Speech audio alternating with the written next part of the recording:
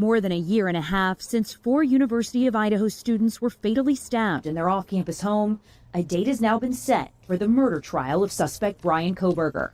Attorneys on both sides saying they'll be ready to go to trial on June 2nd, 2025. The November 2022 killings of Kaylee Gonzalez, Madison Mogan, Xana Kernodle, and Ethan Chapin devastated the tight-knit college town of Moscow, Idaho. Kohberger was arrested 6 weeks after the killings, a judge entering a not guilty plea on his behalf.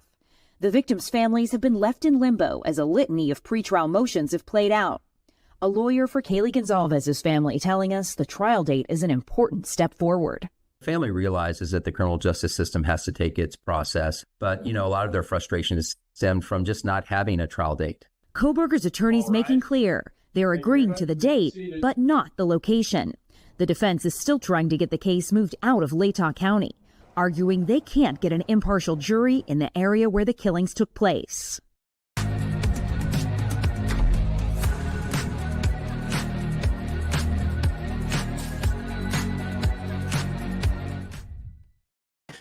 All right, welcome back Inside the Law, everyone. I'm your host, Philip Holloway. Thanks for joining me this weekend and sharing at least some of your Sunday with us here as we journey deeper inside the real justice system, not just the one that you might think we have if you just watch the movies or even cable news. Here on Inside the Law, what we do, of course, is we use cases that are currently in the news most every day, and we see what we can learn about the real justice system through the lens of those cases. Now, for those of you who have been here for some time, the last several live streams have involved cases. We've been going over the cases involving Fani Willis here in the metro Atlanta area versus Young Thug, and of course Fani Willis versus Donald Trump, and then of course Donald Trump sentencing, and we've got all kinds of things that have some political kind of a overlay to them. Okay, and that's really just happenstance. It's because that's what's been active, that's what's been in the news, and that's what we have to talk about. But I've always wanted to circle back to this awful case, and I do mean awful. I mean, it breaks my heart every time I think about what happened to these 4 young lives at the college in Idaho. But the case, separately from the tragic nature of it, it's actually kind of fascinating. There's a lot of things going on in this case that we can use to learn something about how the real justice system works. And this is not going to be the last you're going to hear about this case here Inside the Law either, because as you're going to hear, there's going to be a trial. I think it's less than a year away, but of course there's going to be pre-trial motions and other things. And we're going to be talking now about an upcoming pre-trial motion. I'll be joined later by my friend and colleague, criminal defense lawyer Andrea Burkhart, who practices in Washington State and has been one of the authorities on this. And of course, she's also a fellow LawTube streamer. So I look forward to welcoming her Inside the Law, and welcome to any of her audience. I know that she has advertised this as well. Any of her audience who's here for the first time, we welcome you, and we would also invite you to subscribe here as well.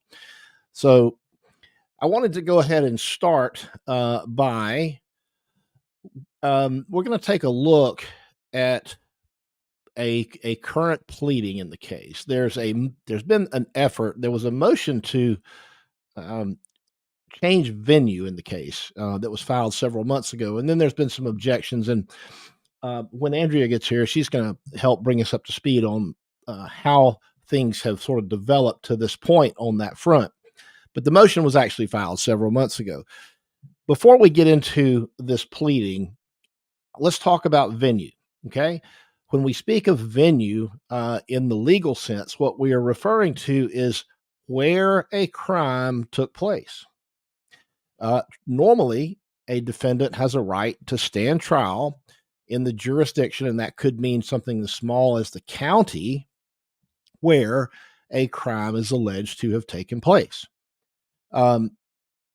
It's a legal requirement in most states that a prosecutor prove venue as one of the essential elements of the case. In other words, if you're alleging that it happened in Fulton County, Georgia, then that's got to be pled in the indictment, and you've got to prove it beyond a reasonable doubt, just like any other element of the offense. So venue is important, but sometimes venue might need to be waived or changed. Now, why would that be?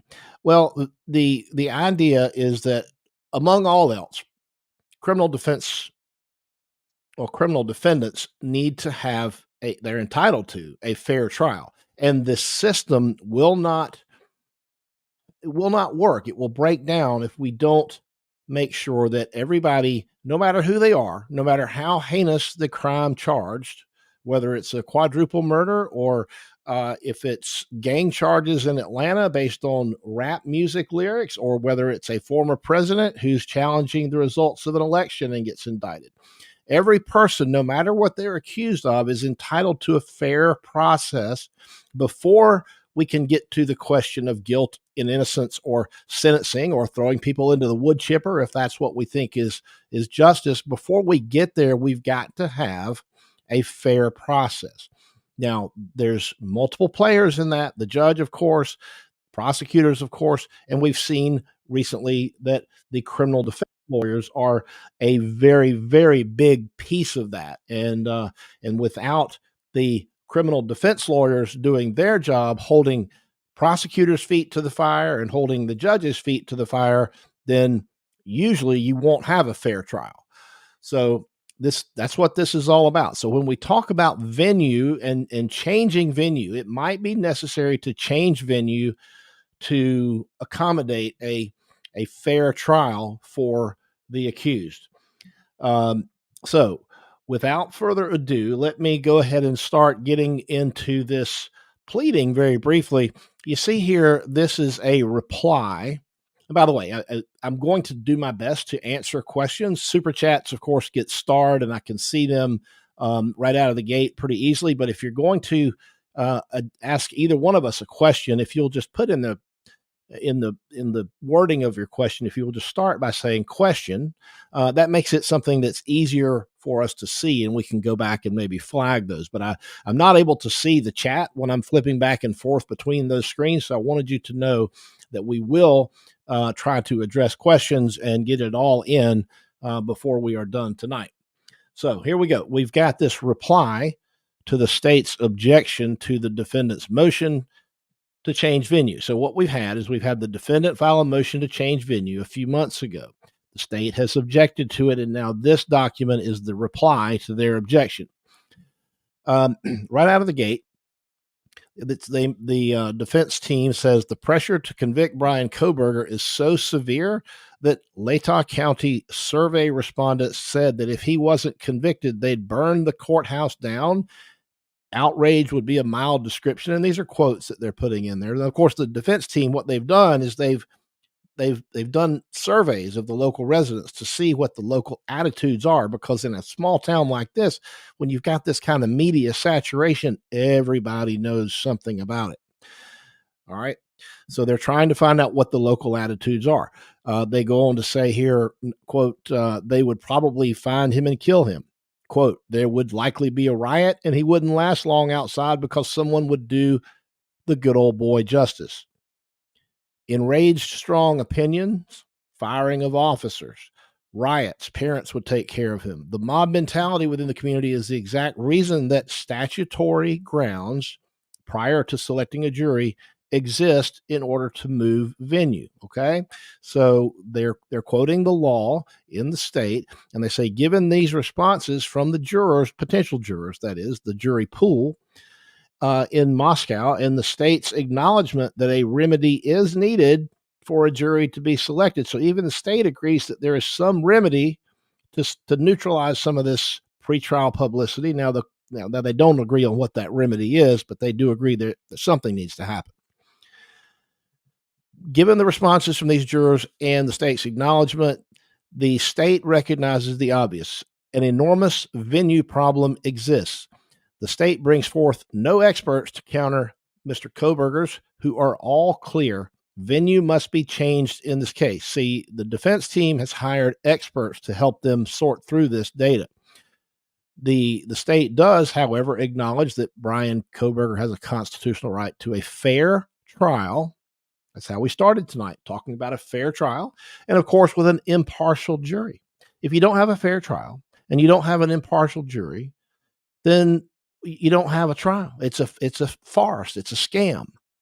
And if the government can prosecute someone who's alleged to be the monster that Bryan Kohberger is without a fair trial, then they can do it to anybody. So that's why these defense lawyers are doing their job to make sure that the process is fair, just like it would have to be for all people.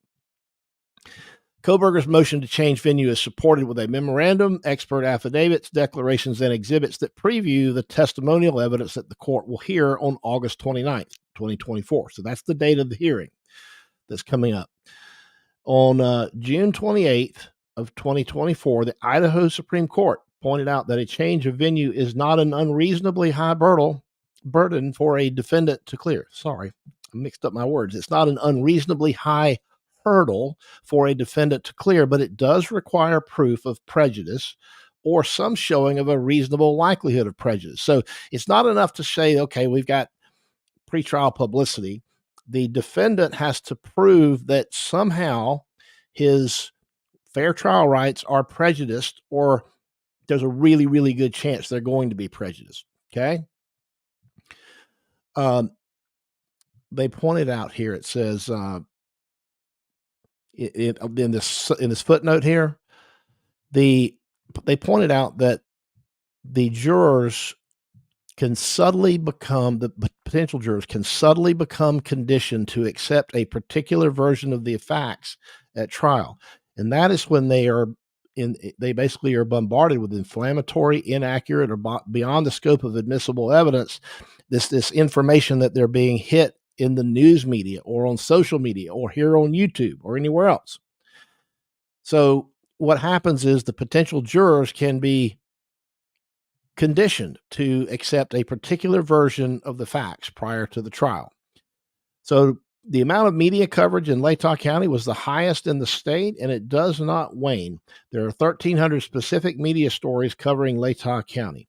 Media coverage continues, and the coverage is often inaccurate, and it's often inflammatory. The coverage conditions the potential veneer panel, and the veneer panel, that is simply the legal way of saying the potential jurors, okay? Conditioning to think of Mr. Kohberger as, in fact, guilty. The various bits of information that they get are factual and support guilt. And the media coverage, including Latah County, does not, in fact, tell the citizens that no evidence has been presented at this time. So there are no facts on the record at this time that Bryan Kohberger is guilty of anything. And in fact, he is presumed to be innocent, and that only a jury can decide if and when his innocence is removed after the prosecutor proves him guilty beyond a reasonable doubt. Publicity regarding Kohberger has been ongoing since December 30th of 2022. The media measured and presented by True Scope, that's their company of experts that they used and attached in Exhibit C, focused on traceable media. That means media in a particular location was measured. It's pointed out by the state in footnote 1, found on page 2 of its objection. Publicity regarding Kohberger generated from YouTube, Facebook, TikTok, podcasts, streaming services. Streaming services like Hulu and Netflix were not included in the report. Those highly inflammatory and prejudicial and inaccurate media forms have reached Idaho's citizens, but measuring them specific to a location is not possible. So podcasts, Hulu, Netflix, they are not able to measure that to a specific location. So the Haddon case that they cited directs the court to consider media coverage in the current venue where they currently are, and logically, venues considered as alternates. TrueScope cannot measure the location of who reads Facebook, especially private groups, nor can it determine the location of who follows certain podcasts. Unverified, they move on to unrefuted survey data justifies a change of venue. The survey report shows the impact of media coverage. The more media a potential juror knew, the higher their prejudgment of guilt. In other words, the more media that they had consumed, the more likely they thought Kohberger going into this is guilty right out of the gate. I'm going to pause and tell you a really quick story of what I like to do when I pick juries. On the defense side, I'm sitting there, my client's sitting there, the jurors, potential jurors, file by one at a time, and they sit in groups, like maybe 12 over here, 12 over here, another 12 over there. And then you start your jury questioning. We call it voir dire here in the South. Other places you probably call it voir dire, and we'll ask Andrea what they call it out west when she comes in here. But nevertheless, one of the first things I like to do is I say, look, when you walked past my client, I noticed most of you looked at my table. A lot of you looked at me, but almost every one of you looked at my client seated here at the table. And just a show of hands, those of you who looked at my client, just a show of hands, raise your hand for me if you wondered, even for a second, if you wondered, I wonder what he did. If that thought crossed your mind, let me just show of hands. And then invariably, most of the hands, more than 50% of the hands go up. And I say, okay, thank you. Keep your hands up. Now, those of you who have your hands up, do you remember learning somewhere along the line in school or elsewhere, maybe your parents told you that people who are merely charged with a crime are presumed to be innocent, and that it's the prosecutor's job to prove them guilt beyond a reasonable doubt. And so those of you who have heard that before, lower your hands, and then all those hands come down, and then you can kind of see them say, oh, you know what? I really should leave my prejudgment at the door. I need to understand as a juror that this person is presumed to be innocent, and that without any evidence that's been introduced, then he or she remains innocent unless or until proven guilty beyond a reasonable doubt during a fair trial. So the point here is that the more media that someone is exposed to, the higher the likelihood there is of prejudgment. And so what I'm telling you is that jurors will prejudge someone guilty simply because they've been arrested. That is a fact. That is how it works in the real world. That's the real justice system. But when you add on top of that this heightened media exposure, then it gets worse. Latah County participants knew more media items than other counties. The state criticized the content of the survey, complaining that not enough of the surveyed items were false, inadmissible, or false statements are the information that this court must consider. The defense made a decision about where to focus time and money on a full 400 surveys. While Mr. Kohberger will gladly agree to a change of venue to any of Ada, Canyon, or Bannock counties, Ada County was the most rational due to factors such as population size, courtroom security abilities, the layout, cost, convenience, and the prior precedent of other district courts in Idaho. Section 3, simply expanding. Okay, apparently the state had proposed simply expanding the pool of jurors to include Nez Perce County, or vetting jurors, or sequestration. So they're going through and they're saying why these are not appropriate. Expanding the jury pool to Nez Perce County is not a remedy because the residents of Lewiston and Nez Perce are in fact in the same designated media market as Latah County. So you haven't solved anything, they're saying, by going one county over. They've been exposed to the same excessive media coverage. They have proximity and they share the same pressure to convict that exists in Latah County. Even the two counties combined do not reach even a third of the size of the available jury pool in Ada County. See, the other benefit of going to a larger county is that even if you've got media coverage or people who know about the case, the more potential jurors you've got, the more likely it is that you're going to find some who just aren't plugged in, don't watch the news so much, may have heard little to nothing about this. Okay, so the more potential jurors you've got, the more likely it is that you can find 12 that can truly be fair. They go on here to talk about vetting as proposed by the state, and I don't know exactly how they propose to vet, but I bet our guest does, and I'll ask her shortly when she joins in just a minute or two. But vetting as proposed by the state does not work. For decades, courts have recognized that simply because a jury of 12 can be selected, it does not necessarily mean that that jury is, in fact, impartial. The requirement of the law is not satisfied by merely impaneling of 12 men against whom no legal complaint can be made. The defendant is entitled to be tried in a county where a fair proportion of the people qualified for jury service may be used as a veneer from which a jury may be secured to try his case fairly and impartially and uninfluenced by a preponderant sentiment that he should be flung to the lions. And that's from a case from 1950. Flung to the lions. Answers to the jury survey in Ada County showed less emotional connection in total. When asked how the community would react to a not guilty verdict in Ada County, the surveyor said, well, they'd go on with life as always. I think they would take it well. I don't know if there would be super strong feelings. Well, that's what a jury is for, to decide based on evidence. If a jury finds him not guilty, then he wasn't guilty, because they hear all the evidence at trial. And then another one says, I think they would accept it.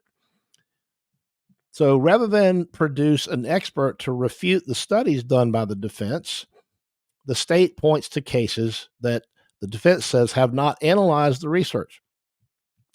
Judge Boyce in State versus Daybell, some of you may have heard of that case, explains how case law dating back 50 years does not address the concerns of today. For example, one can only imagine what the justices who decided Irvin v. Dowd 50 years ago would have thought about that concern today, when every potential juror has instant access to limitless media, literally at their fingertips on a handheld device. So sequestration of 18 jurors for 3 months is unnecessary and untenable. Determination of sequestration is not timely. There's been no motion for doing so, and says nor does the state produce details regarding cost to support the validity of its assertion that sequestering jurors from Ada County over in Latah County is more cost effective than simply moving the whole shebang to Ada County. Now, it's interesting to point out before we wrap up this pleading, when we talk about changing venue, what happens is the whole circus packs up the tent and goes to the other location. The judge, the lawyers, whether they're the prosecutors, the defense lawyers, the courtroom staff oftentimes goes. They just simply take their show and they go use the courthouse in another county, and they pull jurors in from that other county.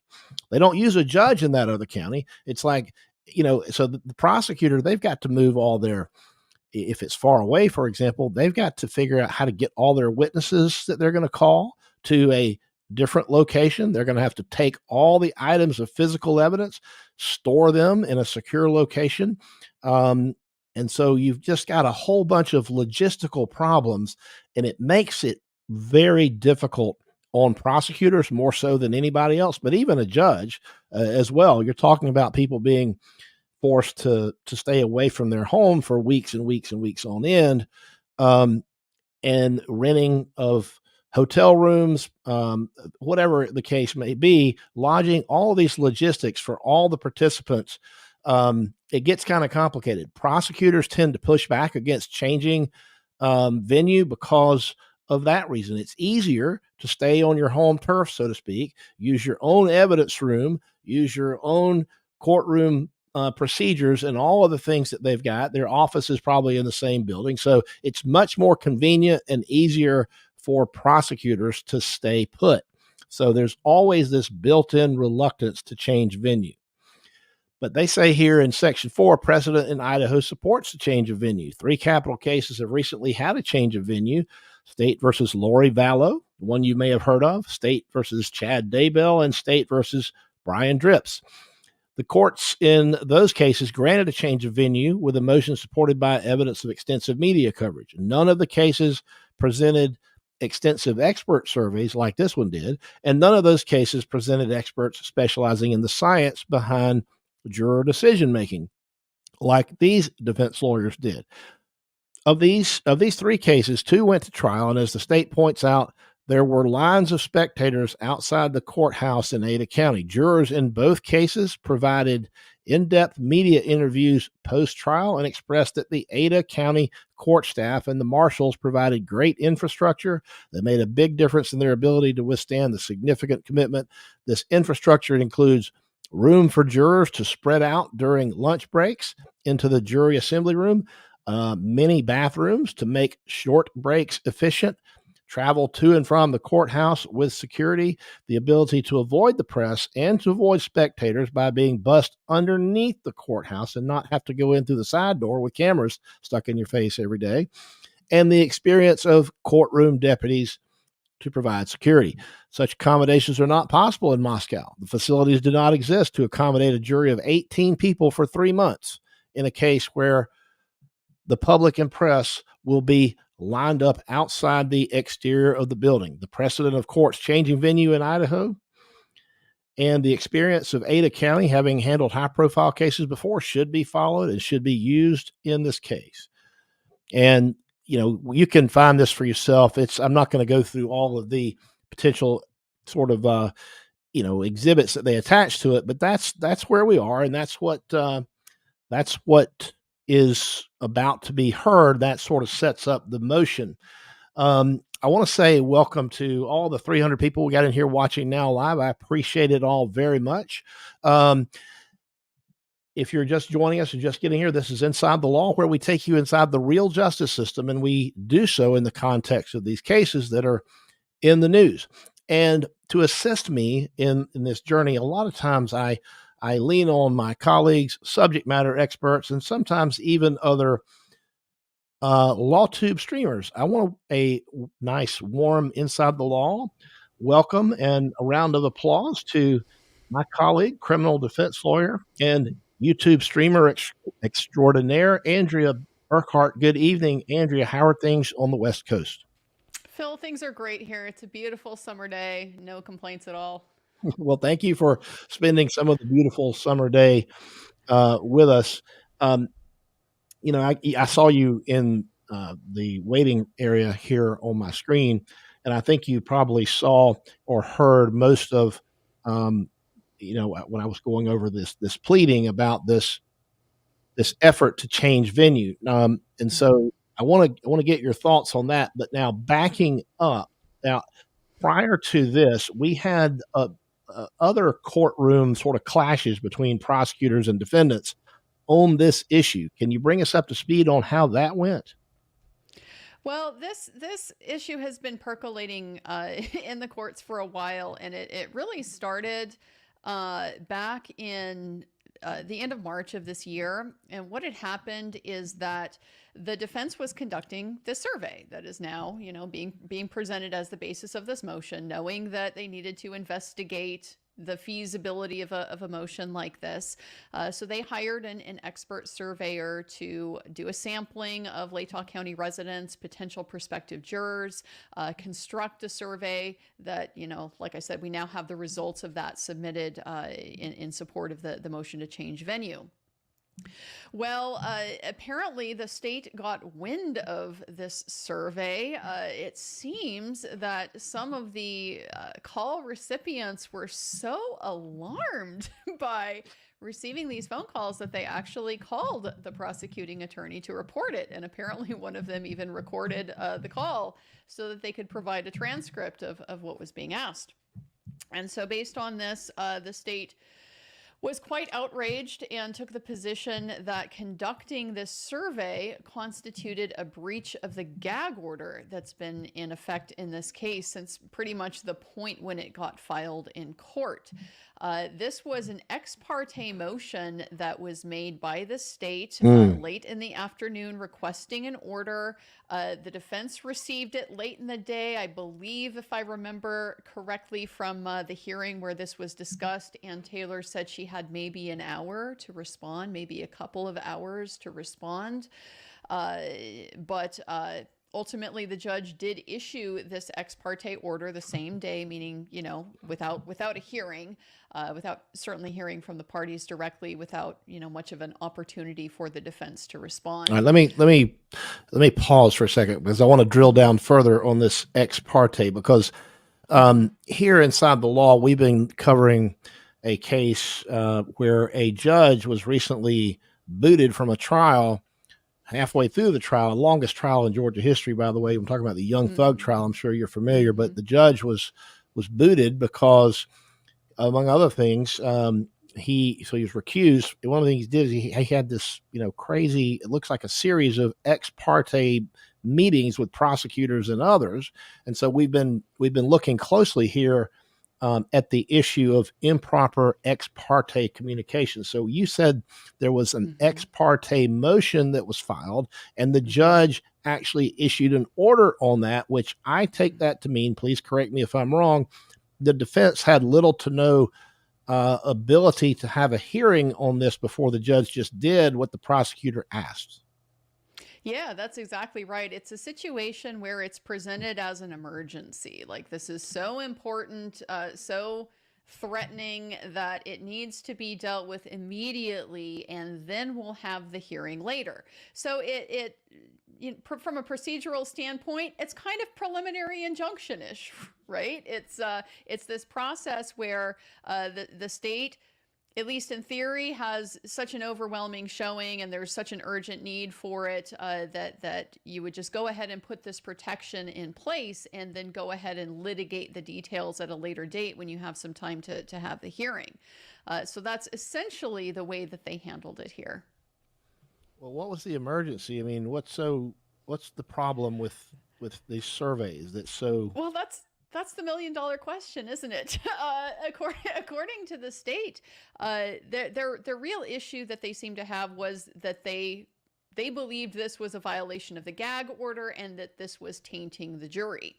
That because these phone calls were being made and the way that the questions are being structured, including the fact, this is what Ann Taylor was getting at, or Elisa Massoud wrote this reply memorandum, but that's what she was getting at in that footnote where she referenced that the state was previously very unhappy about the defense asking about news items that had been reported that were not true.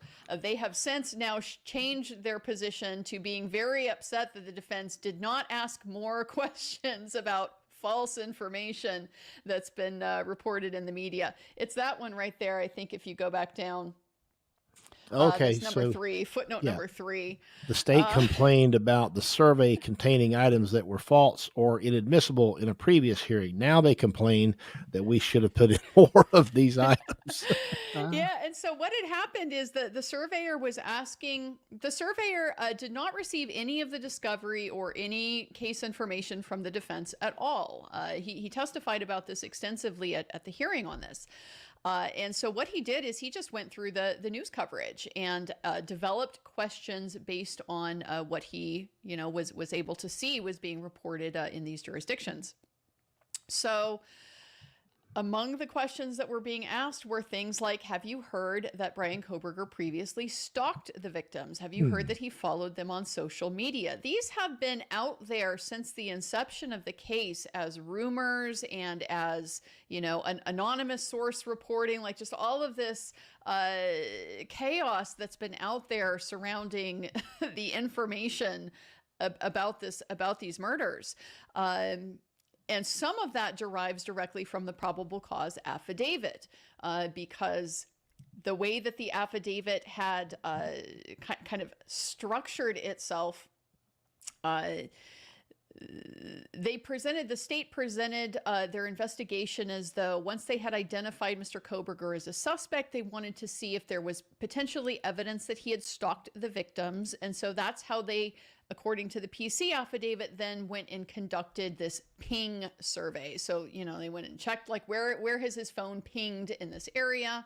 they found that it pinged off the tower that services the King Road house where the murders took place 12 times in the previous preceding months. And that's essentially all that the affidavit says. But I think it's pretty clear the inference there to be drawn is we're looking at stalking. We found his phone near the house, right? So there's this huge blow up, and still to this day, tons of people out there believe, yes, there is solid proof Bryan Kohberger stalked these victims. And for the very first time in this hearing back in April of 2024, the prosecution finally acknowledged, no, that's not true. It didn't happen. It's false. And so it was kind of an ironic thing that this correcting the record, took place in this context, but also because the prosecutor was complaining that by asking this question to the survey participants, have you heard that he stalked the victims, that the defense was somehow going to implant this in people who hadn't otherwise heard it, and then, potentially taint them, change their attitudes, poison their ability to serve, and things like that. So the survey expert was not at all pleased to be accused of such things without any sort of basis at all, scientifically from the prosecutor, because the state has, still to this day not presented any kind of expert rebuttal or expert response analysis, nothing that really directly responds to the core claims that the defense is making. Do you know, and I hate if I put you on the spot, I apologize. Do you know what the population is of Moscow? I mean, like how many potential jurors are there? I'm not going to be able to say exactly off the top of my head. The ballpark is probably 35,000 to 50,000. City to county wide is somewhere in that neighborhood. So it's not massive by any stretch of the imagination. Okay, so in Georgia, I'm familiar. I've been parts of cases where we've had to go through change of venue. I've done it as a member of the media where we had to deal with that as well. And one of the big issues that we have to look at in my state where I practice is whether or not the sociodynamics of the proposed new venue are those reasonably similar to the sociodynamics of the where we start out. So in other words, you can't move from one place that has a population that is of a certain type and then have it drastically different in terms of who lives in another place. So it's got to be you're supposed to have a reasonable cross section of your community. So you got to have a similar sort of community where you're going to. Is there any such concern about that, or do we have a lot of differences from one county to the next in Idaho? Well, I don't think it's quite the same sort of situation as it's going to be in Georgia. I'm going to presume that the Georgia rule arises out of largely racial considerations, right? You don't want to take a case from an all-white county, move it to a majority, whatever. It's largely stuff like that. Idaho is pretty racially homogenous, so that in and of itself is not going to be a problem. The real diversity I think that you have throughout the state, just a couple things. The big difference that Moscow in particular is going to have with other jurisdictions is just the percentage of higher education, like higher degrees, because this is primarily a university town. And so a significant number of the permanent population of the town are people who work for the university, people who are graduates of the university, and stuff like that. So I would expect much higher, percentage than the rest of the state and things like, PhDs and things like that. The other main difference that I think you have in a state like Idaho, it's a little bit harder to pin down because it's just not, I don't know how you characterize it. It's really a rural-urban distinction. And I think you can see that pretty much anywhere in the world. You're going to have a different sort of environment, climate, culture, everything in a place like Boise that is, the major population center in Idaho, then you're going to have in somewhere more remote like obviously Moscow. Canyon County is one of the places that they've proposed. That is adjacent. That's the county adjacent to Ada County, where Boise is. The biggest town in Canyon County is Caldwell, Idaho.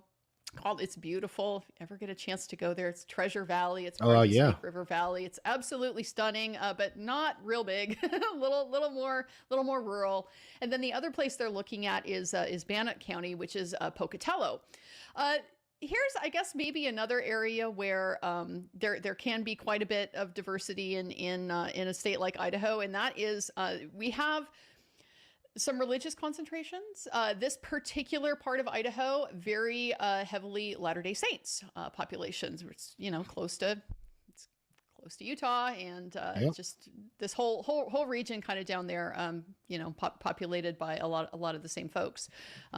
So that is probably going to be a difference in somewhere like Pocatello. You're going to have a lot more LDS people likely in your veneer than you would probably up in somewhere like Moscow. Now, are these things going to qualify under that? Like, if we had that kind of standard from Georgia here, would those kinds of things qualify? I don't know that they necessarily would, but they're just those little nuances that anybody, I think, who practices in a particular jurisdiction, that's part of why I've always had the perspective that local counsel is really important, even if maybe they aren't necessarily running the case, if it's really big, really national profile, something like this, but just to have that perspective on what are you getting, and what is the difference between this side of the state and that side of the state. It's just hard to get that from from trying to read and research. Well, that makes perfectly good sense to me. Speaking of counsel and folks that are participating in the case, I want to bring up, we spoke a few minutes ago about this motion that was in the nature of an ex parte emergency kind of thing, where they they snuck this order in. By the way, what kind of order did the judge enter without a hearing? What did that order say? Well, I can pull the order up. It just basically put a stay on the survey being able to go forward. So it's order prohibiting contact with prospective jurors, and it says on March 22nd, 2024, the state filed a sealed motion for order prohibiting further contact with prospective jurors absent leave of court. The same day, defendant Bryan Kohberger filed an objection to the state's motion with the promise of a forthcoming affidavit and memorandum in support of the objection. Having reviewed the materials submitted, the court enters the following order. 1, both parties are prohibited from contacting potential jurors about this case, including via third parties, until further order of this court. And 2, a hearing on this issue will be held as soon as practicable. So that's what he did. He put a stop to the survey until he could have a hearing on whether the defense should be allowed to continue the survey. All right. Well, I've got some video from that, and I'm going to pull it up, and we can pause it and restart it. We can kind of go through it. This was a hearing that took place, I think you said it was back in April, earlier in the spring. On a telephone call. You recognize this? I think you said this was earlier this year, right?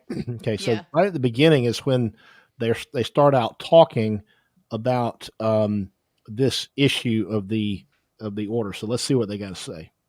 The public on a telephone call. It really concerns me, and that's why I did what I did that Friday.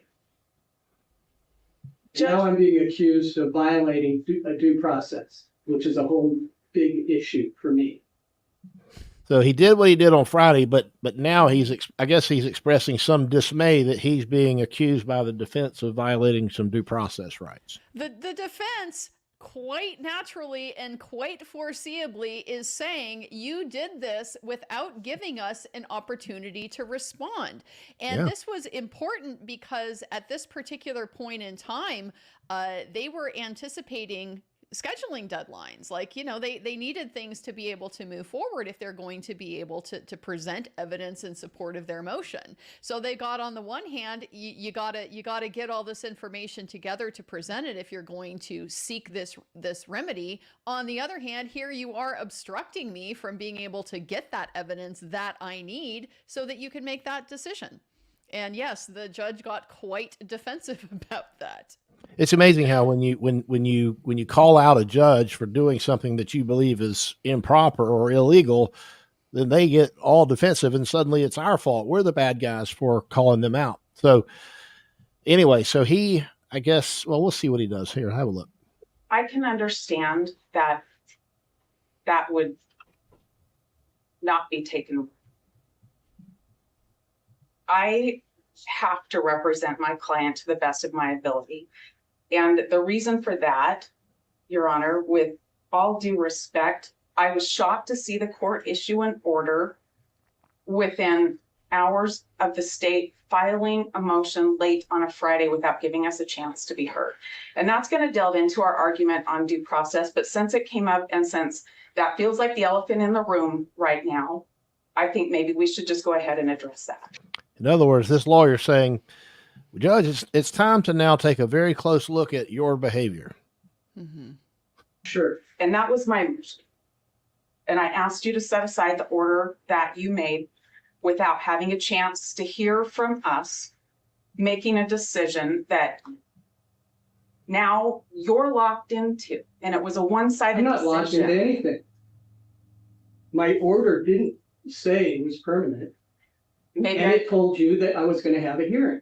Maybe I phrased that very poorly. It's a decision that you already made.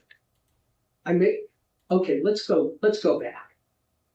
I got the motion at 4:30 on Friday.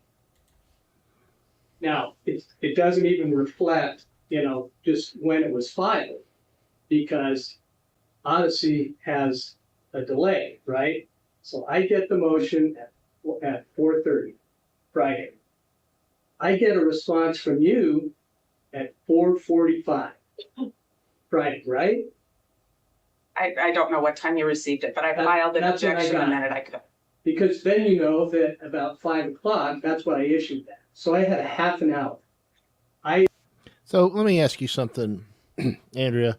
What does he mean when he says he had half an hour? Because I don't know of any rule that says you've got to rule on something before Miller time at 5 o'clock. I mean, you could wait till the next week, or you could do it over the weekend, or nothing at all. We could wait till you have a hearing on it. What's he talking about? It's a great question. I have no idea. I mean, it seems to me to be a self-imposed pressure. Like, I got to do this before I can leave on It's an emergency, Friday? so I have to deal with it. And I'm as baffled as you are on that one. All right, here we go. I read the materials that were attached to the motion that the state filed, and I had very little information. But it seemed like there were some real legitimate concerns about the survey.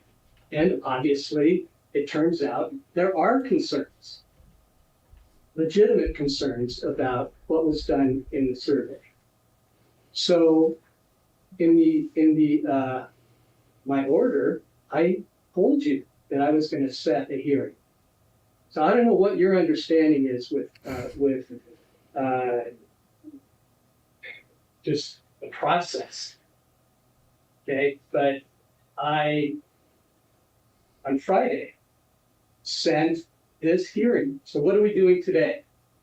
Okay, I'm hearing you out. You had notice. I mean, really, that's what we're talking about. That's what the law. What is your understanding of due process? My understanding is that I should have notice and an opportunity to be heard. And you did that. I'm having that now, but there has been a decision made by this court almost 2 weeks ago that stopped us from completing our work.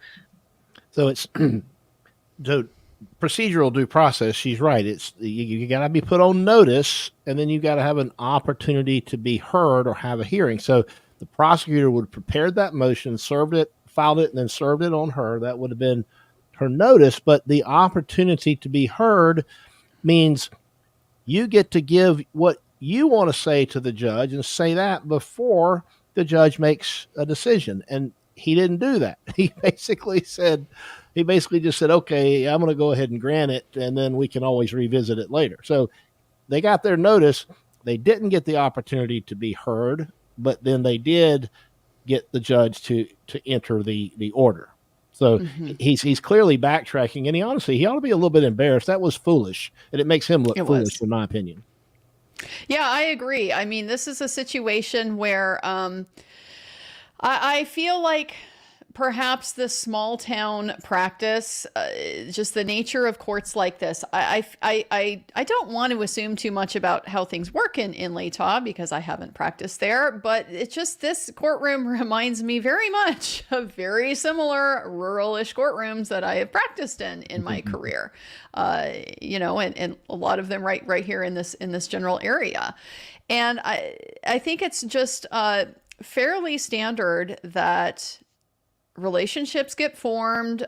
People kind of learn the ways that they like to do things, the ways that are comfortable. They don't always get called out on them in a small county. You don't have a whole lot of, you know, folks coming in from the outside who aren't kind of already part of this little system that you have built in this little community where everybody sort of knows the rules and everybody just goes along with the process because it's easier that way. If you go and raise too much of a stink about how things are done, you might lose your contract.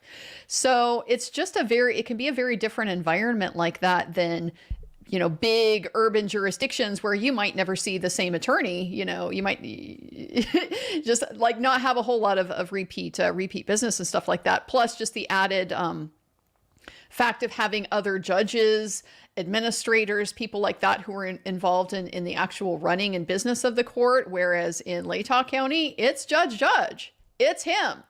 He's the only one. He's the one that decides. He's the chief administrative judge for the district. So like he decides how things get done. And how dare you call him out?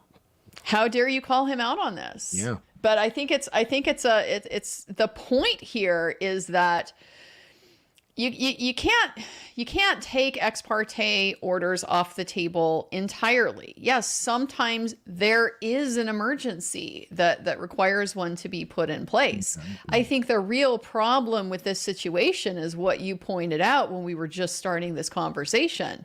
What's the emergency? Like what necessitates, what's the great harm that's going to happen if these surveys continue? The defense is allowed to evidence gather for purposes of filing a motion. Heaven forbid the defense be allowed to prepare. Yeah, without interference from the prosecutor and from the court telling them how they should be doing it. All right. So, you know, Jesse James points out that he loves that you're on the stream, and we thank you as well. We love it as well. Thanks for that comment, Jesse. Let's finish up and see what else they have to say here at this hearing. I understand that Mr. Thompson raised a concern, and his last paragraph to the court in his motion was, it seems that it may have violated the non-dissemination order. And so we're stopped from completing our comparative surveys right there when we're up against the deadline to get to our motion to change of venue. I'm looking at it stops me from doing the work and meeting the deadlines to argue for Bryan to be in a place where he can have a fair trial. I think the court should not have issued an order stopping us, but set a hearing, shorten time, set it for Monday morning.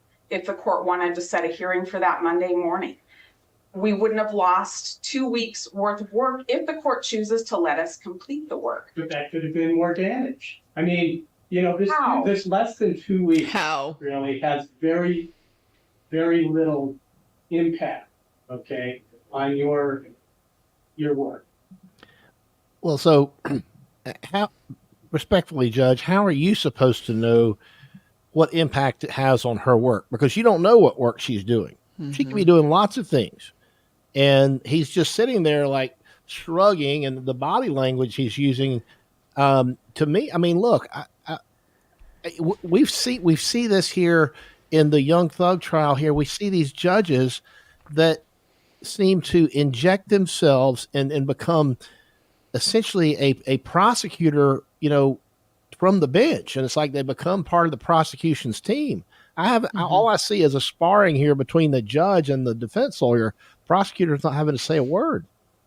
Yeah, and what I hate about conversations like this too, in particular, is the defense can't say what they really need to say, which is, Judge, it's none of your damn business what I'm doing to conduct my defense investigation. You're not supposed to know. That's like right. the entire point.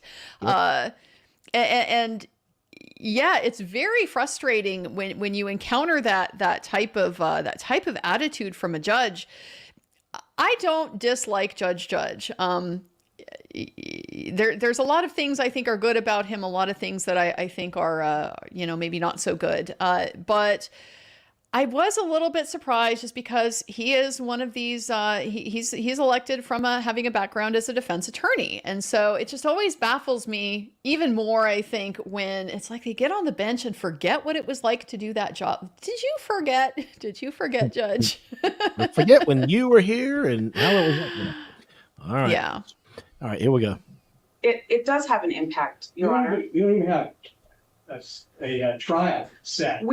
Come on. We have our motion to change venue. We don't have trial. You're right. We don't have trial. My understanding was that we were going to hear the venue change and the court was going to make a decision and then set trial so that we didn't send out a bunch of subpoenas and reserve this courtroom unless we're going to stay here.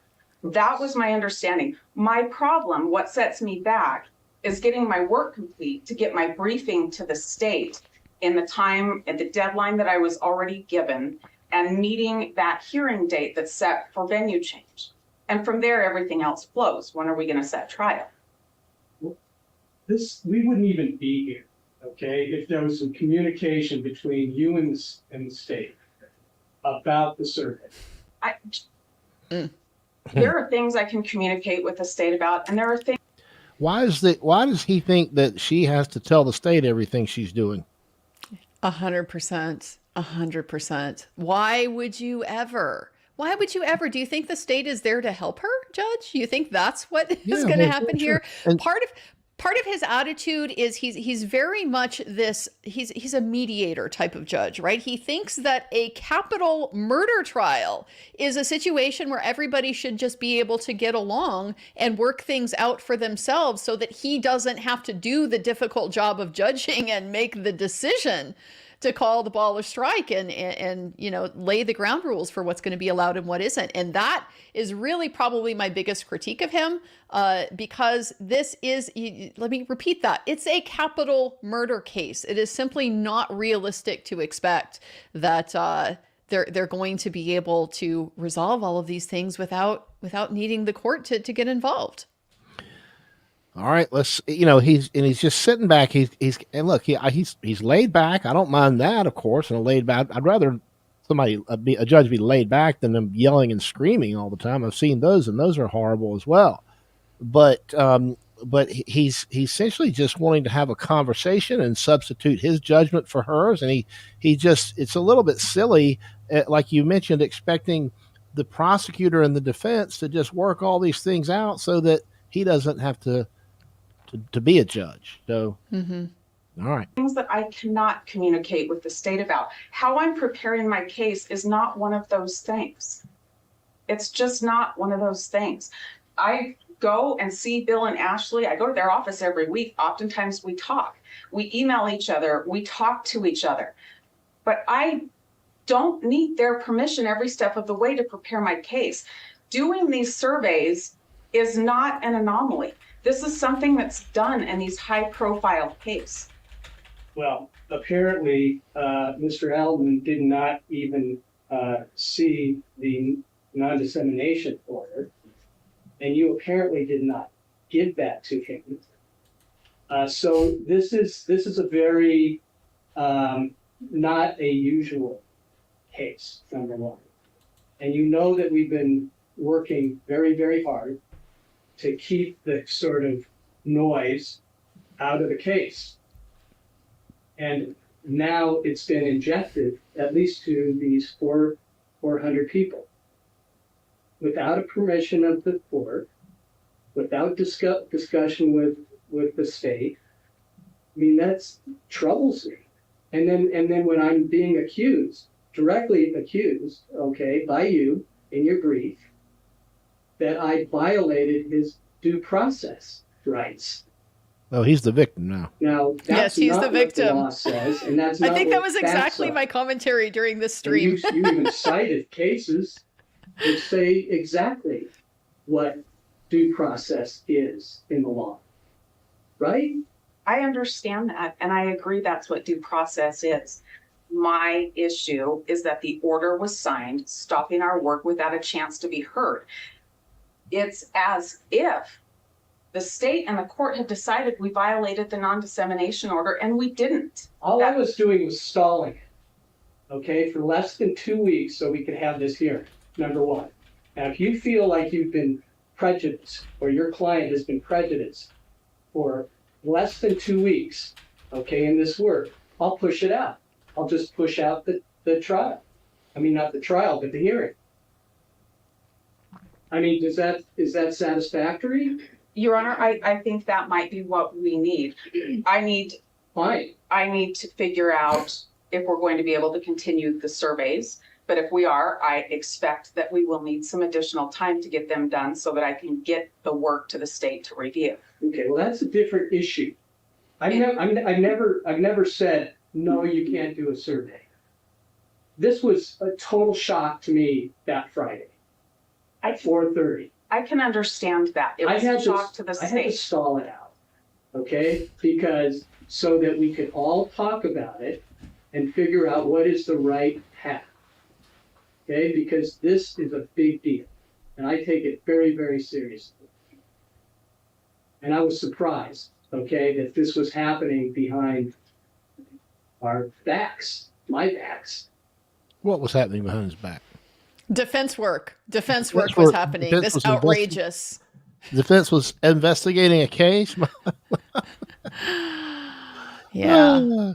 It's pretty unbelievable. I wanted to comment because I've seen a couple of things in the chat, and I saw somebody raise a question about is this kind of the standard performance that you get from a public defender in a death penalty case? And I just want to say, from my perspective, Ann Taylor is raising the bar here, like phenomenally, like to a massive degree about what it looks like to put in an effort for a defendant who's accused in a capital case. There are certainly written standards, general aspirations that exist for how you're supposed to conduct a case like this. But I think it's also pretty common that people shortcut, people, maybe mentally check out, maybe mentally see, cases that maybe aren't so factually ambiguous as I believe this particular one is, where, guilt is pretty clearly established and you're really just arguing about mitigation and what's the appropriate penalty and stuff like that. It just might not put in the same kind of effort or cut the corners. She is going all out on this case, from my perspective, really leaving no stone unturned, getting the experts involved. I've been extremely impressed. And Phil, I don't know about your thoughts about this, but from my time in trial practice, probably one of the most agonizing parts of it is working with the experts. It's herding cats. It's constant follow-up and making sure that you have the right person and that you're getting the information that you need from them and stuff like that. It's just a massive job of coordination. And she's doing this with, multiple experts on multiple different issues. So my perspective is that her performance here is extraordinary for any attorney, let alone a public defender. All right, so speaking of experts, I'm glad you mentioned that. And this is a good time for me to acknowledge. Thank you, GSU PM, for the super chat and for the question. And by the way, these super chats, I really appreciate them. This is the kind of thing that allows me to bring additional and better and hopefully higher quality content to the channel. So that support is greatly appreciated. The other advantage is it's automatically starred on my view screen so that I can immediately get to the questions. And so this is a good one. Why do you think the state isn't calling any experts? And I presume that the question is with respect to the jury, the change of venue issue, right? Mm-hmm. Do you have a thought on that? I mean, short of doing its own survey, what is the state really going to do? They're going to go in and try to nitpick, to the best of their ability, the survey that was conducted, and try to undermine the work that the defense has done. From their response, the state seems to think that they can adequately do that without bringing an expert in. They can just, read a few things on the internet and drop those citations in their brief, and the state will buy that. The downside to that, of course, is when you're the defense and you have, 4 or 5 PhD social psychologists already working on this case for you, they can point out the problems with the challenges that you're attempting to raise. So I think it's likely a combination of a couple things. The state thinks they're trying to preserve resources, right? Bill Thompson, he's an elected prosecutor. He's responsible to the local county government, the local voters, all of that stuff. Budget's always a big consideration in small local politics like this. So I think cost is certainly a factor. But just what is the actual benefit that he's going to get out of it? Is that necessarily going to give him, the advantage that he's looking for in this trial? Ultimately, his main issue really seems to be logistical anyway. It's not so much that he's contesting what the survey results found. He's nitpicking around the edges about like how the defense presented it. Oh, you presented this information for Latah, but not for Canyon, and then this one for Ada, but not that one for Canyon. And we're going to have an evidentiary hearing, so they're going to have an opportunity to correct all of that if they want to do that. But for the most part, it just seems to have to do with the logistic things, the whole cost of moving, and how much if we have to put people up in Boise, the fact that, victims and families and things like that are probably closer to Latah. That, I think, is getting a little bit closer to the core of the state's concerns about venue, and that's why an expert doesn't really help them with that. Prosecutors' offices are always concerned about their budget and budget constraints, and sometimes taking a show on the road can absolutely destroy a government agency's budget. So they will fight tooth and nail, even if it means that they argue against what due process requires. David Jack is very glad that you are here today, Andrea, and he's been a member for 4 months. Thank you, David. But on top of that, he's gifted 5 Inside the Law memberships. So thank you very much on behalf of everyone who received those, David. I appreciate you, and I'm glad you're here. Thank you for that support very much.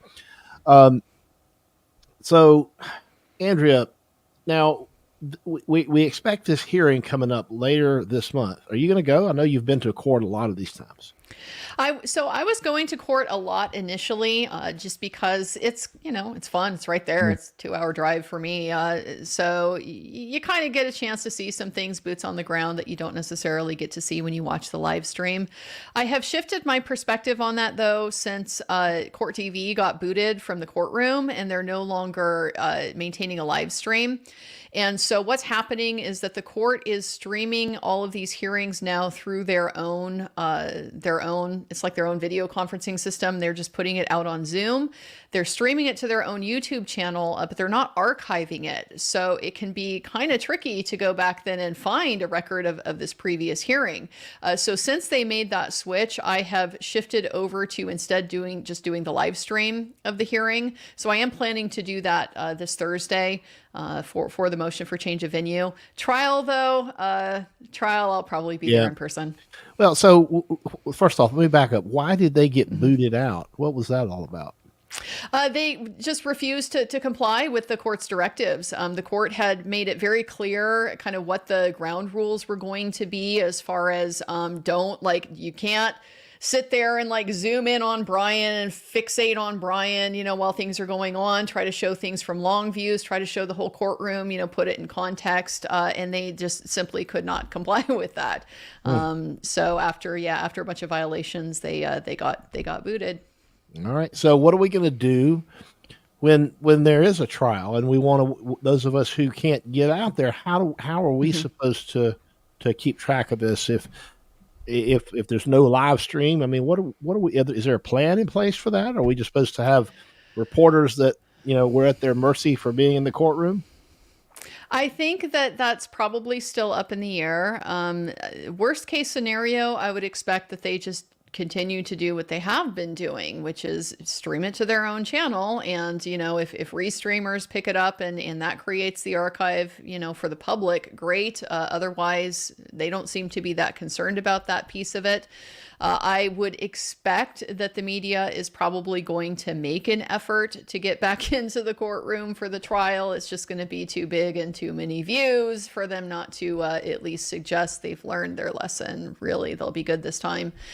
But it's also, I think, just a little bit of an open question at this point in time because of the question of where is this trial even going to be? If it's down in Ada County, if they do move it and change venue, creates a different environment, different possibilities. Don't know what kind of technology they have down there and stuff that might be able to help that.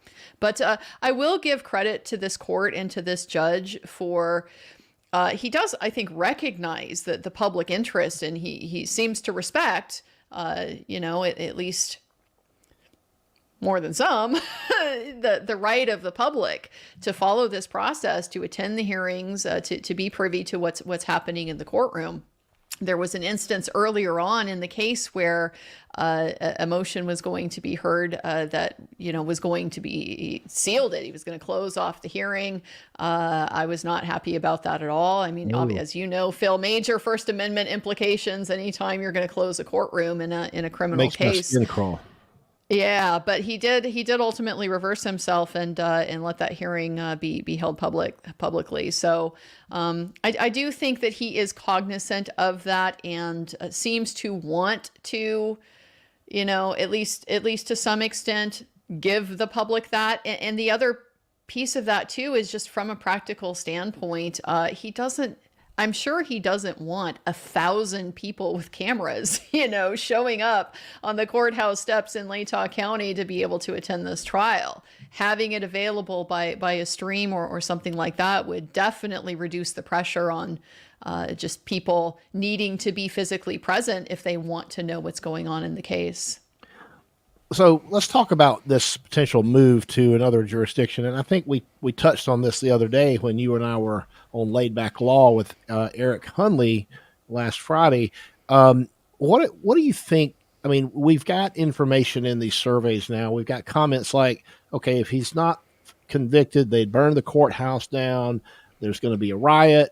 Somebody's going to give him the good old boy justice and things like this that show there's obviously some animus against him that exists among the people from which the jury would be selected. Okay. So that's a problem. Is that going to be enough, or are they is the judge going to say, well, you haven't shown me how it actually hurts your client, so I'm just going to leave it here? I mean, what do you think they're going to have to prove to get the trial moved? I mean, that's the $1 million question, isn't it? I think the challenge in this case, particularly from the media standpoint, it kind of is that point that the state has made in their response that, look, the media is bad everywhere. If the point is to try to get away from the bad coverage and the false information and stuff like that, it's not going to happen.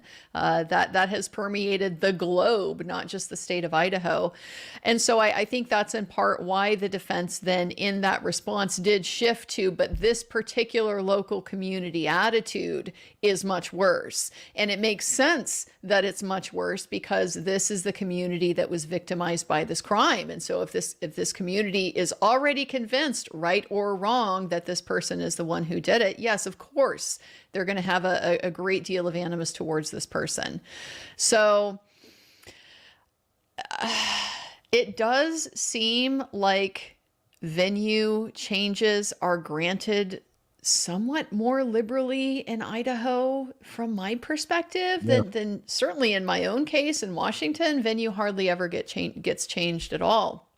And it's much more like the state has suggested in their response. It's the kind of thing that comes up in voir dire in the last minute when you have this panel and everybody's read about the case, or it's been on TV and everybody's heard about it. Everybody has ideas about it. Well, My experience is that judges will literally, they're so stubborn, they're gonna go through jury selection, the voir dire, and they're gonna try. They're gonna go through 100 potential jurors, and then once that you spend 2 weeks and they just can't find enough qualified jurors, then they'll pull the ripcord and say, okay, now we'll change venue. Yeah, and Phil, and it's such a problem because the sunk cost at that point, once they have called in the jury veneer, they want to get a jury. And so questionable cases should always be on the side of exclude that person. Correct. Don't let that person serve. But when you are incentivized to seat the jury, you're going to go ahead and seat these gray area people. So it very much, I think, increases the risk of getting a biased jury. We've got a lively chat, and I've just been noticing a lot of the comments. Okay, not surprisingly, they believe that Kohberger should be thrown into a wood chipper yesterday, and that he's absolutely guilty, and he may very well be. And so what I want to say to those people is that everybody, including the judge and the prosecutor, should want there to be, when this case is over, if the prosecutor gets that conviction, okay, everybody should want that conviction to be upheld on appeal. We should want there to be no question that it's ever going to come back, that it's ever going to get reversed, and you have to go through this whole thing again. Because can you imagine what that would do to the victims' families? Okay, so everybody should want this case to be done right, and for it to be done right the first time, and that means putting it in a place, having the trial in a place from which you can get a fair and impartial jury, so that the public and the future historians that look back on this can have confidence that the jury was set up and able to do the right thing and to reach the correct result. That's just my soapbox. I mean, I don't know if you have soapboxes. Sometimes I get on them, but anyway, so all right. So maybe it gets moved. We think maybe it's more likely than not that it does because it's Idaho. But some of the, I guess, the ancillary discussions going on around this case is that there might be narratives that were put in motion by law enforcement or police, or maybe by the media, or a combination of all that early on, that now still exist in the community, but that are not true. Is that something you can expand on and elaborate us more on what some of these narratives might be? Well, I think there have been several examples. One of the things that the defense did in their motion for the change of venue that I thought was just a stroke of genius is they compiled every single one of the press releases that the Moscow Police Department issued over the course of the investigation.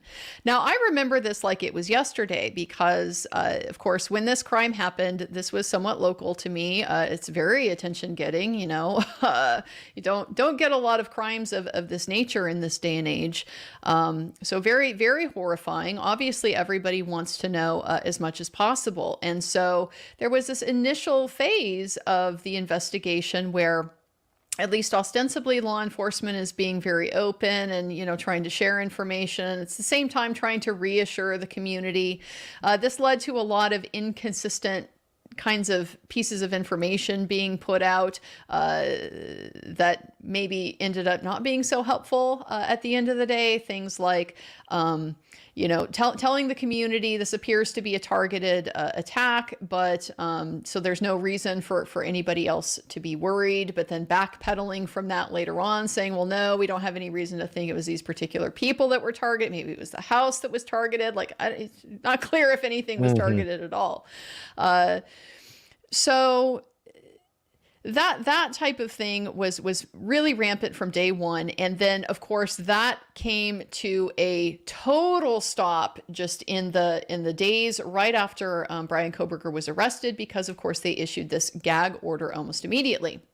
And part of the reason why is because in the time between him being arrested and this gag order being entered, it was a major news flurry to get any and all information about him, about the investigation, what happened, and stuff like that, from all kinds of different sources. Many of them were unattributed, but there was a very it was very common to see the anonymous law enforcement source or an anonymous source close to the investigation. You would see these types of attributions, and they would often be reporting things like, for example, I remember there was a report when Bryan was arrested. It was after he had driven back from WSU to his family home in Pennsylvania with his father. They did this cross-country road trip. Famous. And somewhere midway through there, I think it was in Indiana. I don't remember for sure, but I think it was in Indiana. He gets pulled over like 2 or 3 times. And there was reporting from anonymous law enforcement sources that they were tailing him, that this was, deliberate. They were trying to track him, to make sure like he didn't go astray or something like that.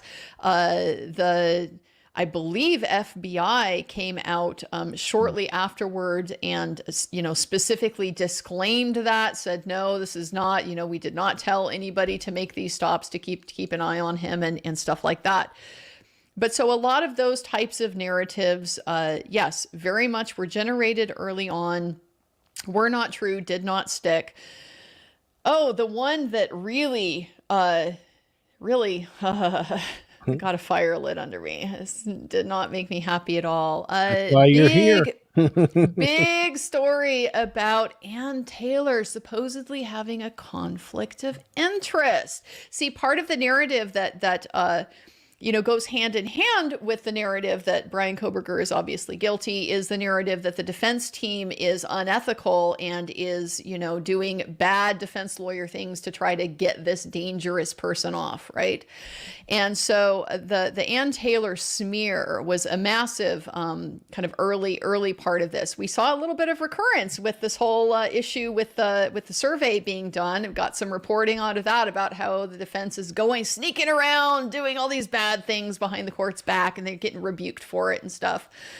But it goes back at least to the Ann Taylor smear over allegations that she had previously represented Cara Kernodle, who is the mother of Xana Kernodle, one of the victims. Right. And so Cara Kernodle did an interview. She had an active warrant for her. Cara Kernodle has struggled with addiction for most of her life, and had a number of active warrants in various places all over northern Idaho. Well, News Nation went and tracked her down, somehow got her on camera to do an interview where she expressed, all kinds of just upset about having been betrayed by Ann Taylor and couldn't believe that she would do this. And she was so upset when she heard about it and so on and so forth. Well, unfortunately, all of this information, it was completely untrue and easily, disprovable, because there are court files that show you who people's lawyers are and things like that. And so the Kootenai County Defender's Office had represented her, but Ann Taylor personally had never met her, had never spoken with her. So just a lot of that type of information that, I understand to some extent the social mill, the gossip and just all that kind of thing that you expect on social media and you expect on, those types of platforms. But, this type of thing is being picked up and reported by news agencies. To me is just, it's a massive problem. It's a massive indictment of the way that information about the criminal justice system in this day and age is getting to people, and the extent to which what you hear from mainstream sources even about any of this stuff is reliable. Well, so to that point, is there anything that comes to your mind, like in terms of items of evidence or things of evidentiary value or statements, the evidence that the public has been told or we might think is going to come out at trial from news sources and otherwise, has there been any of that that's going to have to be walked back or has been walked back? Were there any false reports of evidentiary things in the beginning or even since then? Oh, there have been just a massive amount of reports of false evidence. Evidence. He confessed. No, apparently he did not confess. When he was arrested, there were a number of search warrants executed at the time We got the search warrant returns. Those were made public. And so based on that, then there have been, allegation stories that he had the victim's ID cards in his possession, that he had the victim's dog hair in his apartment, that he had their blood in his apartment. These are all just reports, based on a search warrant return that says they found a sheet that had a spot on it that may or may not be blood, but it just gets taken and it gets spun into, did police find victim's blood in Bryan Kohberger's apartment? So there's been a massive amount of stuff like that. And part of the problem here is that the gag order arguably prevents anybody from being able to walk any of that type of thing back. And so, like, for example, just this issue with the stalking that has been out there as an allegation from pretty much day one. And that's in part because of the probable cause affidavit. And that's in part because there had been some initial questions about stalking from the Consalvis family, as well as just the formal investigation. They had reported that Kaylee Consalvis maybe had a stalker, so they were looking at that type of connection. And so, yeah, the state has walked that back. Clearly, not true. It's not true. It didn't happen like that. A lot of this information about the pings and the digital forensics, it's not very well understood. I think in part because we don't have the full information yet. And so we don't know exactly how good that evidence is, or how good it is not, because it doesn't tell you anything specific. Telling us, for example, a phone connected to the tower that services King Road, it doesn't tell you anything about his proximity unless you know what's the range of that tower at King Road. The range of a cell tower can be 20, 30 miles, What does it mean that his phone connected to that? But that type of nuance is not necessarily something that gets picked up in the mainstream media. And so it gets reported as his phone pinged at their house. Mm-hmm. There have been just a million other details like that. Did his phone maybe connected to the house Wi-Fi or to a neighbor's house Wi-Fi? None of this has been substantiated.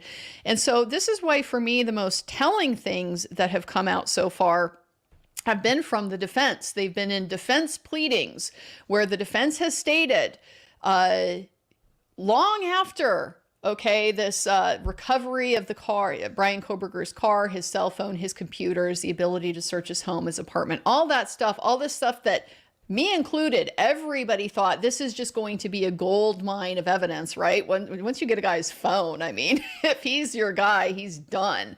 And apparently came up empty, because that's what the defense has told us in their pleadings. No connection to the victims, no victim DNA in his home, in his car, no explanation for the absence of that DNA, such as like proof of cleaning or something like that you would expect to see. So it's been the defense that has been telling us there are problems here. Same thing with the investigation that has been going on from the defense, trying to get discovery related to the pings and the geolocation type of analysis that the state's experts did. Apparently starting to look like maybe some of those claims are not able to be substantiated. They're not adding up with the actual evidence that is purportedly relied on to reach the conclusions about where Bryan Kohberger was when on the night in question. So it's a mess, Phil. It's a mess. I don't know what else to tell you. I am at the point where I just basically tell people, if you hear it in the media, question it. Just you have to be skeptical at this point in time.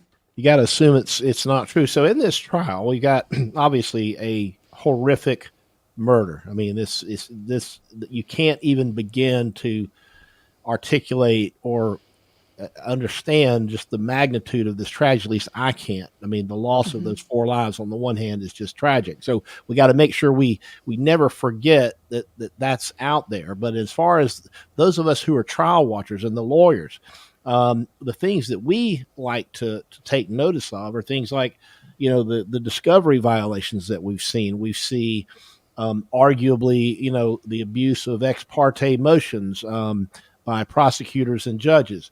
We see law enforcement officers and officials who issue press releases that don't do anything to preserve his right to a fair trial. In fact, they spread misinformation to the members of the public, which could be on the potential jury. And so what we're left with, I think, is we're left with prosecutors who hopefully believe that they've got their guy. You would hope that they believe in his guilt and that in the righteousness, if you will, of their quest to convict him, because that's if they don't, then I've got a problem. So hopefully they believe that. But it looks like also we've got a defense team who, at a minimum, they think that there's reasonable doubt that they can poke enough holes in these narratives. They can use there's going to be prior inconsistent statements now made by cops that they can maybe cross-examine them on. So in a death penalty case, they're not just focusing on saving his life, although that's the second piece of it. They are going all in on the guilt or innocence phase. Sometimes in these death penalty cases, they just kind of concede guilt or innocence, and the trial is all about whether or not to impose the death penalty. So here we're setting up for, I think, a really, really spectacular trial, and it's going to be very interesting to see if some of these narratives hold up when it comes to trial, or if some people are going to be very surprised by the evidence that does not come out that they were expecting. Mm-hmm. Yeah, very much so. And from the standpoint of the fair trial concern, that's just what is so deeply problematic about this case, particularly at this point in time, with so many misperceptions out there about what the evidence is and what it has established already. It becomes questionable whether the evidence at trial is even going to realistically be able to shift people's perspectives once they've already formed. And that's been such a big part. One of the things I love that the defense has done here is they have relied so heavily on this social psychology, this research about decision-making and bias and just human thought processes, because the state points out, well, that's not what the law says. Well, yeah, so are we going to go with reality or are we going to go with the law? The law says if a juror says I can be fair and impartial, then you're good to go. That's what the law says. Hey, The science says absolutely not. Like, not only are many of your biases blind to you, but you have bias about revealing your own bias. I mean, it's just... And who wants to admit in a courtroom in front of a judge that they can't be fair? No, it's just human nature. It's silly. Yeah. So yeah, the super chat, I want to get to this real quick. Another one from GSU PM. Thank you for the super chat. I'm trying to make sense of the question. How important is it that the state makes it a story to make it make sense how/why he, I guess Kohberger, would do this to strangers without a known motive?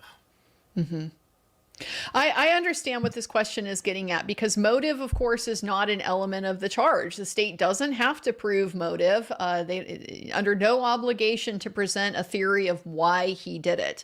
The problem, I think, in this particular case is really just given the nature of these murders, you really need a why. You really need a why somebody would do this. And so that why could be a lot of things. The why could be, this is a psychopath, the why could be, there was some kind of pre-existing grievance. The why could be, I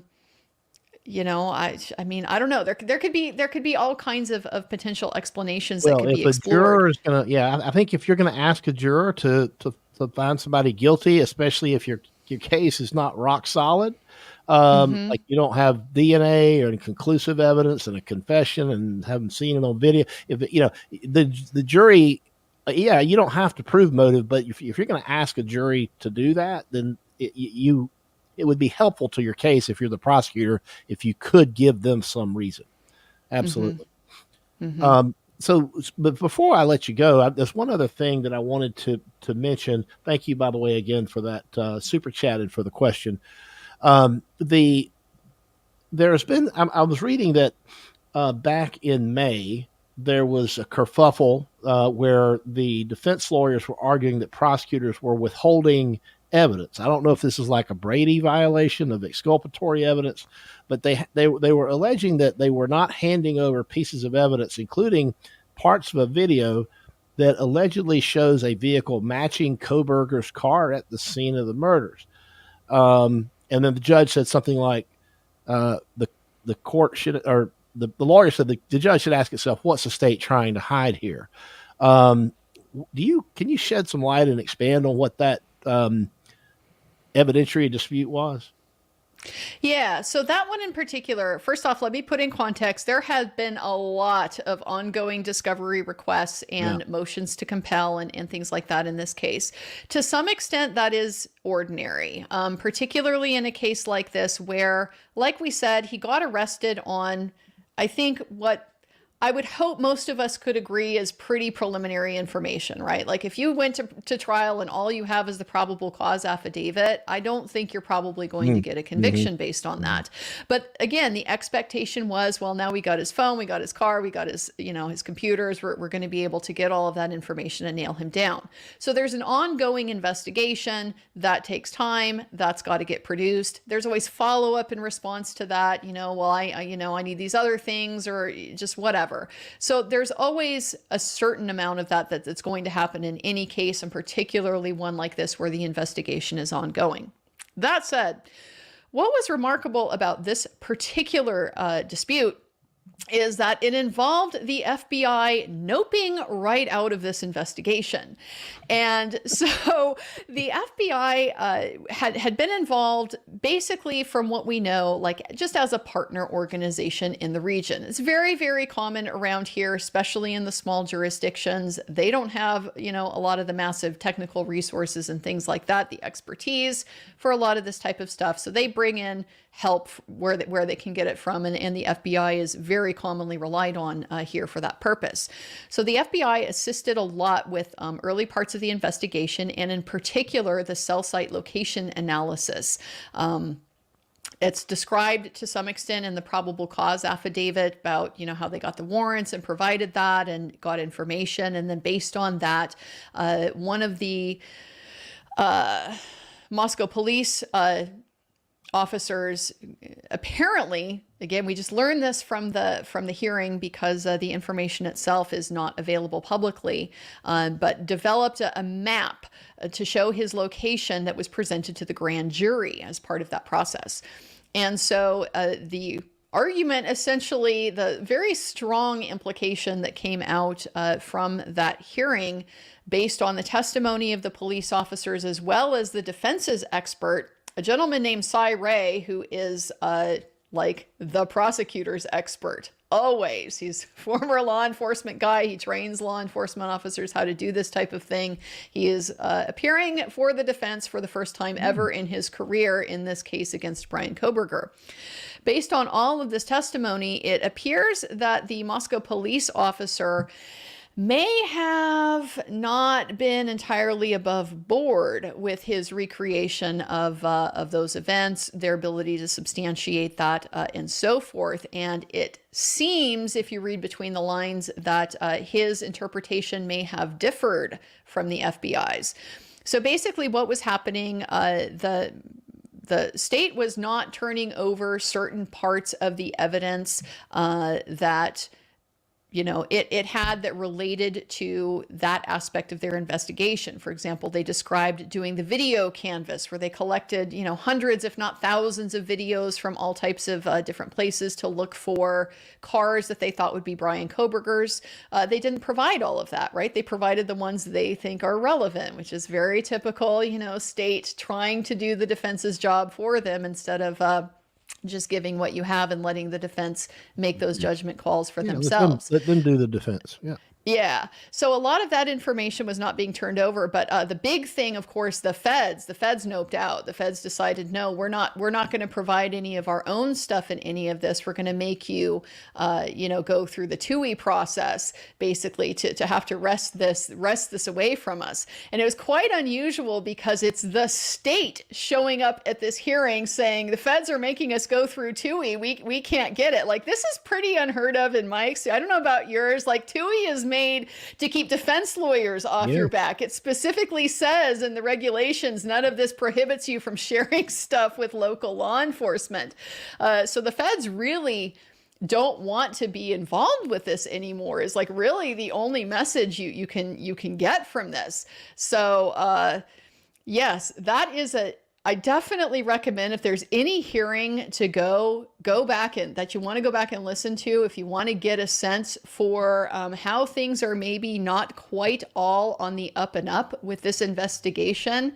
That particular hearing, the one where Cy Ray testified, the one where Detective Mowry testified, that one, it was quite eye-opening. I mean, how many times, and there's been many through history where the cops got probably the right guy, but because of the way they weren't exactly above board on how they presented things and how they dealt with things, they cut corners, and because of that, people who were probably guilty wound up, with acquittals. That kind of thing happens a lot, unfortunately. Mm-hmm. I feel like I've kept you. Go ahead. Oh, I was just going to say it looks more and more in this case. And I think the defense has been trying to bring this out from very early on, since they very first started litigating the genetic genealogy, which, of course, if you had only relied on the probable cause affidavit, you didn't know any of this had happened because they didn't mention any of that part of their investigation as part of their probable cause. But it came out through this investigation, this defense effort to get evidence relating to the investigative genetic genealogy process that the state used, that they firmly believe that what is really driving the train of this prosecution is the trace DNA that was found on the knife sheath. If you read through the probable cause affidavit, it sounds like they somehow made this connection through bushy eyebrows and a car registered to WSU, one of 30,000 cars or something like that they registered, and a missing front plate, and these sort of classic being able to tie things together, kind of boot leather investigation broke the case, right? Well, it kind of seems like that's probably not what happened. That this trace DNA was discovered, it was developed, it went through this investigative genetic genealogy process, and then once that was matched, so to speak, to Bryan Kohberger, then that's where the investigation, shifted their attention. And now it just becomes a process of how do we substantiate that, right? Now you have the selection bias problem of, we know who we're targeting. So how do we go ahead and reverse engineer the case that, would support a case for conviction? And that's how you get to all these problems with pings, manufacturing stuff, incidentally losing the video that doesn't look good for you, all of that type of information. So that's really the competing narrative of this case. And it needs to take hold if he's going to get a chance for a fair trial. I mean, not that people have to buy in that happened, but at least people need to be able to buy into the possibility that happened. Because if you're not open to that, you're not being fair about what the evidence is potentially going to show in this case. And so that's just part of the grave concern I have about his ability to get a fair trial. Well, look, it's interesting, and we're all just going to have to watch it because, look, one thing that on my channel that I preach over and over and over again is that the right to a fair trial is absolutely sacrosanct. And if you can't if the trial is not fair, then the state does not get to impose any kind of punishment. I don't care if you're talking about speeding or shoplifting or even a murder, right? You just can't go to the end because of press releases and rumors that are floating around about somebody's guilt or innocence. You've got to have a fair process. You got to have a fair trial. And if you don't, then there's no further discussion. You don't get to talk about what somebody deserves. if you can't prove them guilty in a fair and impartial trial. You've got a lot of I think you've probably brought a lot of your subscribers from your channel here, because you got people here. Jelana is saying, don't cut Andrea. She's going to tell me when she's got to go. And I think that speaks. I flagged that comment because there's been so many other comments that I've seen about how great you've done here and how glad people are that you've spent some of your time with us. And I just want to say thank you, because you have followed this case. Maybe like the analogy is as close as I've followed the Fannie Willis stuff going on here in Atlanta. So it's great for me to have resources that I can reach out to, that we can collaborate. And if I can ever come on your channel with you, I'm happy, of course, to do that. But I just want to say thanks. And I want all of the insiders to give a big, big, big Inside the Law round of applause. But don't go away, because after we say goodnight to Andrea, I've got some breaking Inside the Law news I want to share with you to talk about. Just some plans and some ideas for our channel. But we want to listen. I just can't say thank you enough. And I really appreciate you being here. Well, it was my pleasure. I really appreciate it. Thank you, everybody from who's been following my channel, who followed me over here. I really appreciate you guys. I've been quite silent on my channel for a little bit. It's just kind of how I do things. It's summer right now. Like it's a very busy season for me anyway. So I got a big garden scene and whatnot. But I tend to not be too down in the trenches if there's not like an actual trial or process that I'm following. So I appreciate the opportunity to be able to come on your channel, share some of this stuff that's going on. Give that to my viewers who made it over here. And so thank you guys. I haven't forgotten about you.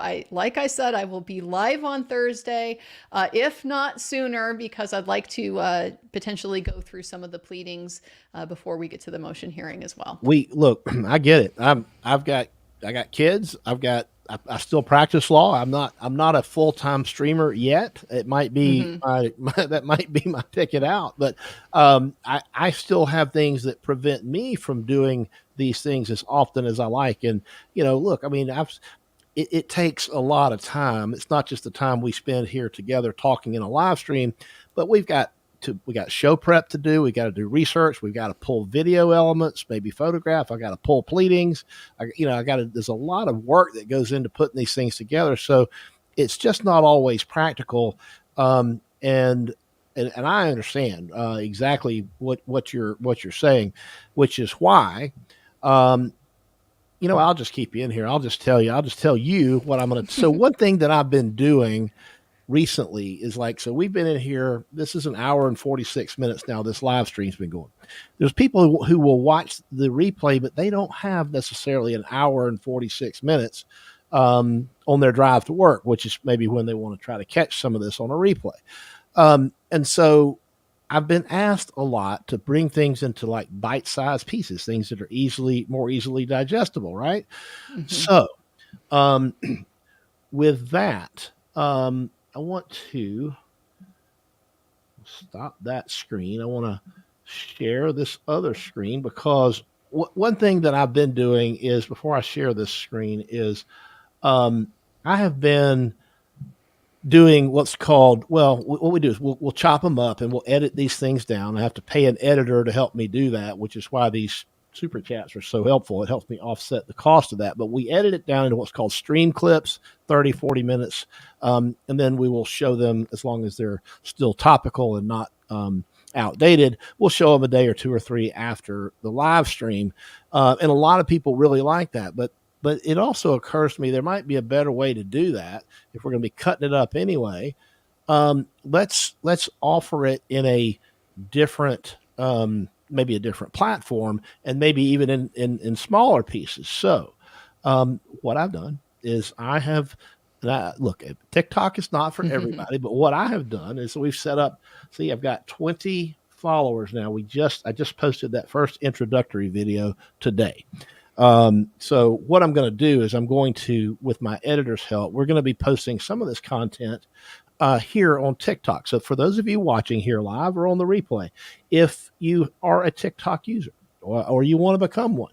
There it is. It's inside_the_law. And that's where you'll find me. And not so, I've got to get 1,000 followers before I can even do live streaming, but, hopefully that'll happen soon enough. But, we don't expect to do a lot of live streaming on there, although there might be an opportunity to do some, but we certainly can do some shorter versions or maybe clips, extended clips out of some of these live streams, and just, another place where people can find us, and maybe introduce their children, maybe introduce their kids, the younger generation, into the uncommon idea, maybe the old-fashioned idea of fair trials for everyone.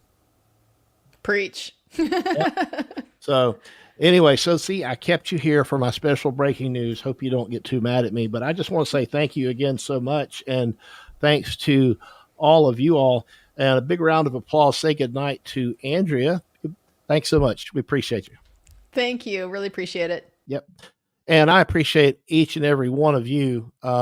And thank you again for hanging out with us for almost 2 hours now. And I don't get to do this as often as I like, but when I do get to do it, sometimes it seems like we just have a lot to say. So with that being said, we'll call it a day, and I'll see you back here next time inside the law.